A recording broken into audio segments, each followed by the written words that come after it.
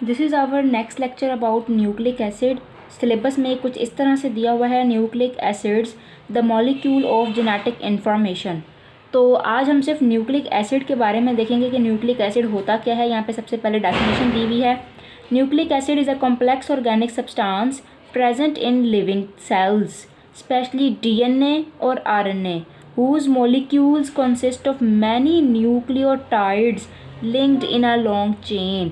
यानी कि nucleic acid एक ऐसा ऑर्गेनिक सब्सटेंस है जो लिविंग सेल्स में पाया जाता है, आमतौर पर डीएनए और आरएनए मॉलिक्यूल्स की फॉर्म में, जो बना होता है किससे, न्यूक्लियोटाइड्स के मिलने से। तो ये न्यूक्लियोटाइड्स क्या हैं ये हम देख लेंगे बाद में। तो पहले न्यूक्लिक एसिड की डिस्कवरी देख लेते हैं। न्यूक्लिक एसिड व फर्स्ट आइसोलेटेड इन 1869। 1869 में फर्स्ट टाइम ये डिस्कवर हुआ था बाय एफ मिशनर। एफ मिशनर साइंसदान का नाम है जिसने इसको फर्स्ट टाइम डिस्कवर किया था। कहाँ से डिस्कवर किया था? From the nuclei of the pus cell.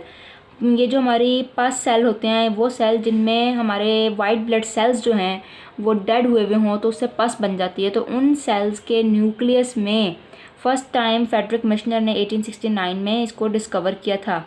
Due to their isolation from nuclei. Nuclei का मतलब है न्यूक्लियस, न्यूक्लियस का प्लूरल है ये न्यूक्लियाई, यानी कि बहुत सारे न्यूक्लियस से इसने ये अलग किया, सेपरेट किया। एंड देयर एसिडिक नेचर, क्योंकि ये एसिडिटी रखते थे तो इसी बेस पे, इन दो चीज़ों पे, न्यूक्लियाई पर एंड एसिडिक नेचर पे, इसको नाम दे दिया गया न्यूक्लिक एसिड। दे वर नेम्ड न्यूक्लिक एसिड। तो डिस्कवरी अभी हमने ये देख ली है। अब हम टाइप्स को देख लेते हैं कि न्यूक्लिक एसिड की कौन कौन सी टाइप है। बेसिकली दो टाइप्स हैं। डीएनए, जिसको ये मुखफ़फ़ है किसका, D oxy ribo nucleic acid का, और आरएनए दूसरी टाइप है जो मुखफ़फ़ है राइबो न्यूक्लिक एसिड। ठीक है, ये दो तो हमने देख लिया। अब हम देख लेते हैं न्यूक्लियोटाइड क्या है। तो what is nucleotide? The compound formed by combination of a base, जो कम्बिनेशन से बना हो किसके, एक तो बेस के एंड अ पेंटोज शुगर, एक शुगर से। तो ये दोनों मिलके बनाते हैं न्यूक्लियोसाइड। ये साइड है, न्यूक्लियोटाइड नहीं, S. And a nucleoside with a phosphoric acid, तीसरी चीज़ आ गई है phosphoric acid, combine to form a nucleotide. ये तीन चीज़ें मिलकर न्यूक्लियोटाइड बनाती हैं। बेस, पेंटोज शुगर और फॉस्फोरिक एसिड मिलकर न्यूक्लियोटाइड बनाती हैं। इनमें से अगर सिर्फ बेस और पेंटोज शुगर हो तो वो न्यूक्लियोसाइड बनाती हैं। तो यहाँ पर मैंने आगे अब शुगर का अलग से बताया हुआ है, हर चीज़ को अलग अलग एक्सप्लेन किया हुआ है। तो यहाँ पे सबसे पहले इस चीज़ को छोड़ के अब इधर आ जाएं कि न्यूक्लियोटाइड हैज़ अ न्यूक्लियोटाइड। अब ये टाइड का जिक्र हो रहा है तीन चीज़ों का, जिसमें तीन चीज़ें हैं। कौन कौन सी चीज़ें? शुगर। कौन सी शुगर होती है? Ribose sugar. हमेशा राइबोज शुगर ही होगी। ये जो राइबोज शुगर है ये आप जानते हैं पेंटोज शुगर है, यानी कि 5 कार्बन कंटेनिंग शुगर है। दूसरी चीज़ इसमें मौजूद है फॉस्फेट ग्रुप। फॉस्फेट ये कैसे होते हैं? इनऑर्गेनिक एसिडिक सब्सटेंस है जो प्रेजेंट होता है। तीसरी चीज़ क्या है? Nitrogenous basis. ये वो बेसिस हैं जो एसिड का बिल्कुल ऑपोजिट होती हैं, वो बेसिस जिसमें नाइट्रोजन प्रेजेंट होता है। ऐसी बेसिस जिसमें नाइट्रोजन का कंटेंट प्रेजेंट हो उनको क्या कहते हैं? Nitrogen bases. Nitrogen containing molecule that have properties of a base, base वाली प्रॉपर्टीज जिनमें हो और नाइट्रोजन का मॉलिक्यूल जिनमें हो उनको क्या कहते हैं? Nitrogenous bases. तो 5 टाइप की नाइट्रोजीनियस बेसिस हमारे पास मौजूद होती हैं। वो कौन कौन सी हैं? Adenine, guanine, cytosine, thymine and uracil. तो इनमें से पहले वाली दो एडेनिन एंड गुआनिन को कहते हैं प्योरीन्स, और बाकी की तीन साइटोसिन, थायमीन एंड यूरासिल को कहते हैं पायरिमिडीन्स। तो अब बेसिकली किसी भी डीएनए में या आरएनए में होती 4 हैं, 4। ये जो 5वीं आपको यूरासिल दिख रही है, ये थायमीन और यूरासिल इन दोनों में से एक ही होगी। थायमीन डीएनए में होती है और आरएनए के अंदर थायमीन की जगह यूरासिल होता है। यहाँ पे मैंने यही बात लिखी हुई है। तो अब हम देख लेते हैं शुगर को, कि शुगर कौन कौन सी हमारे पास एक न्यूक्लियोटाइड में प्रेजेंट होती है। Each nucleotide of RNA contain ribose sugar. Ribose sugar जो 5 कार्बन कंटेनिंग शुगर है। और ईच न्यूक्लियोटाइड ऑफ डीएनए के अंदर क्या होती है? D oxy ribose sugar. ये भी राइबोज शुगर ही है, लेकिन क्या है? D oxy. डी का मतलब होता है एक्सक्लूड किया हुआ, निकला हुआ। क्या निकला हुआ है? ऑक्सी, ऑक्सीजन निकला हुआ है। तो यही बात मैंने यहाँ पे लिखी हुई है। 1 oxygen removed from OH group at carbon number 2। यहाँ पर ये शुगर मैंने बनाई हुई है 5 रिंग्ड शुगर है, दरमियान में कार्बन, और ये कार्बन 1 2 3 4 और कार्बन 5 जो है रिंग से बाहर होता है। तो ये जो कार्बन नंबर 2 है यहाँ पर ये OH प्रेजेंट है, आप देख रहे हो। इस OH में अगर O निकाल दिया जाए तो ये बन जाएगा डीऑक्सी राइबोज शुगर, जो कि होती है DNA में। और अगर OH पूरा मौजूद हो, ऑक्सीजन ना निकला हो, तो ये होती है सिंपल राइबोज शुगर, जो कि होती है RNA में। तो यहाँ पर मैंने एक बेसिक सा स्ट्रक्चर बनाया हुआ है एक न्यूक्लियोटाइड का, जिसमें एक राइबोज शुगर प्रेजेंट है, उसके साथ कार्बन नंबर 1 पे ये आप देख रहे हैं एक नाइट्रोजीनियस बेस प्रेजेंट है। अगर नाइट्रोजीनियस बेस को हम एडेनिन ले लेते हैं, यानी कि एडेनिन नाइट्रोजीनियस बेस प्रेजेंट, कोई भी हो सकती है, adenine, guanine, cytosine, thymine, uracil, कोई भी। तो यहाँ पे सपोज कर लेते हैं कि एडेनिन प्रेजेंट है। ठीक है जी, कार्बन 1 पे एडेनिन प्रेजेंट है राइबोज शुगर के, और कार्बन नंबर 5 पे ये यहाँ जो बाहर कार्बन होता है, कार्बन नंबर 5 पे फोस्फेट ग्रुप प्रेजेंट होता है, जिसमें 3 फोस्फैटिडिक एसिड या 3 phosphate containing acid compound, inorganic acid compound present होते हैं। तो ये 3 फोस्फेट, एक राइबोज और एक नाइट्रोजनस बेस मिलकर बनाती हैं एक न्यूक्लियोटाइड, एक ATP।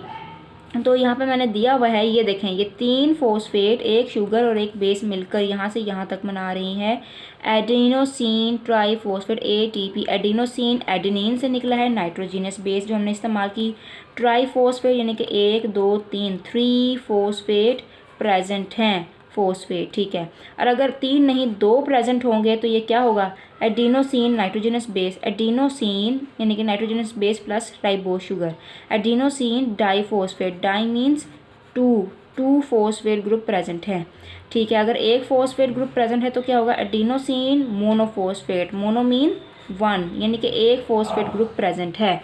ठीक है जी, ये तो हमने स्ट्रक्चर देख लिया, शुगर को भी देख लिया। अब हम देख लेते हैं नाइट्रोजनस बेस टाइप्स को, कि कौन कौन सी नाइट्रोजनस बेसिस प्रेजेंट होते हैं। बेसिकली 2 टाइप्स हैं नाइट्रोजनस बेसिस की, सिंगल रिंग्ड नाइट्रोजनस बेसिस, जिनमें यानी कि स्ट्रक्चर को अगर हम देखें तो एक रिंग प्रेजेंट होती है, कि देखें ये एक ही रिंग प्रेजेंट है, 6 कॉर्नर, 1 2 3 4 5 6 कोनों वाली एक रिंग स्ट्रक्चर प्रेजेंट है।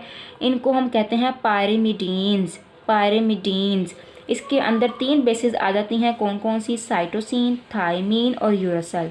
ये 3 आती हैं जिनको C T and U से डिनोट करते हैं। फिर दूसरी टाइप है डबल रिंग्ड नाइट्रोजीनियस बेसिस, जिनको हम क्या कहते हैं, प्योरीन्स।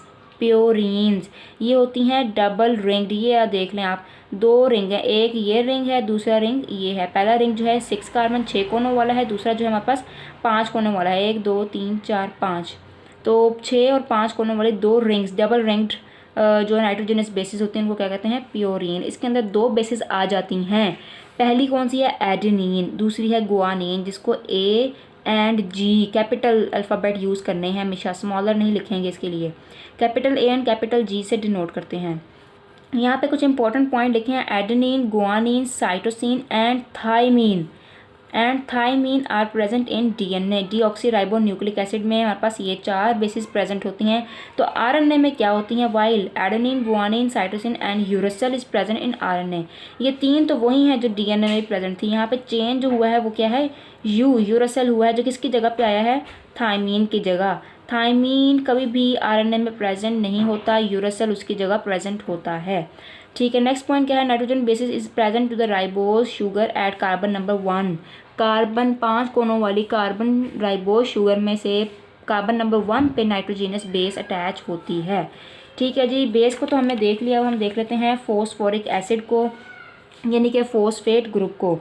तो phosphate group in nucleotide is present in the form of phosphoric acid. ये जो फॉस्फेट ग्रुप है ये फॉस्फोरिक एसिड की फॉर्म में प्रेजेंट होता है। 3 phosphoric acid join with nucleoside, 3 phosphoric acid join with nucleoside के साथ ज्वाइन होते हैं। ये न्यूक्लियोसाइड आपने पीछे ही पढ़ा है, बेस प्लस शुगर को हमने क्या कहा था, न्यूक्लियोसाइड कहा था। ठीक है, अब ये देखें आगे मैंने लिखा हुआ टू फॉर्म ATP। एक न्यूक्लियोसाइड के साथ जब 3 फॉस्फोरिक एसिड भी ज्वाइन हो जाएंगे तो वो न्यूक्लियोटाइड बन जाएगा। अगर 3 फॉस्फोरिक एसिड है तो वो ATP ट्राईफॉस्फेट है, अगर 2 है तो ADP, और अगर 1 है तो AMP होगा। यही बात मैंने आगे यहाँ पे इसी तरह से लिख दी है। नेक्स्ट हमारे पास कुछ फॉस्फोरिक एसिड के इंपॉर्टेंट पॉइंट लिखे हैं। Phosphoric acid has the ability to develop ester linkage with OH group of the pentose sugar and a nucleotide. अब ये एस्टर लिंकेज क्या है, ये एक बॉन्ड का नाम है। ये मैंने यहाँ पे इसका जिक्र भी किया है। ये यहाँ पे single bond present between carbon and oxygen, ये है हमारे पास एस्टर लिंकेज। ये मैंने लिखा हुआ है यहाँ पर। ये शुगर, नाइट्रोजिनस बेस और 3 फॉस्फेट ग्रुप फॉस्फोरिक एसिड की फॉर्म में। तो ये फॉस्फोरिक एसिड का O यहाँ पर और कार्बन का हमारे पास OH यहाँ पे मौजूद होता है। तो ये आपस में जब ज्वाइन होते हैं तो जो बॉन्ड बनता है किसके दरमियान, कार्बन और ऑक्सीजन के दरमियान, उसको कहते हैं ester linkage. Ester linkage. Phosphoric, next point देखें, phosphoric acid is attach to carbon number 5 of pentose sugar of a nucleotide. तो ये पहले यहाँ पे तो होगा oxygen 1 carbon 2 carbon 3 carbon 4 and ये 5th कार्बन जो बाहर होता है रिंग से, कार्बन नंबर 5 के साथ फॉस्फोरिक एसिड ज्वाइन होता है। यहाँ पे मैंने एक जनरलाइज्ड सा फार्मूला बनाया हुआ है, स्ट्रक्चर बनाया हुआ है एक न्यूक्लियोटाइड का। ये आप देख रहे हैं, ये एक न्यूक्लियोटाइड है, आ न्यूक्लियोटाइड। इसको अल्फा नहीं पढ़ना, आ न्यूक्लियोटाइड, यानी कि एक न्यूक्लियोटाइड का स्ट्रक्चर दिया हुआ है, जिसमें हमारे पास ये एक राइबोस शुगर है, राइबोस पेंटोज शुगर का नाम है, जिसमें 5 कोनों वाली शुगर बनानी है, 1 2 3 4 5, और इसमें 5 कार्बन दिखाने हैं। यहाँ पे कार्बन नहीं होता, ऑक्सीजन होता है हमेशा। कार्बन 1, कार्बन 2, कार्बन 3, 4 और 5वां कार्बन हमेशा रिंग से बाहर होता है। कार्बन नंबर 5 के साथ हमारे पास 3 फॉस्फोरिक एसिड प्रेजेंट होते हैं फॉस्फेट्स की फॉर्म में। इस जगह पे यहाँ पे बनता है हमारे पास एस्टर लिंकेज। ये हमारे पास एस्टर लिंकेज।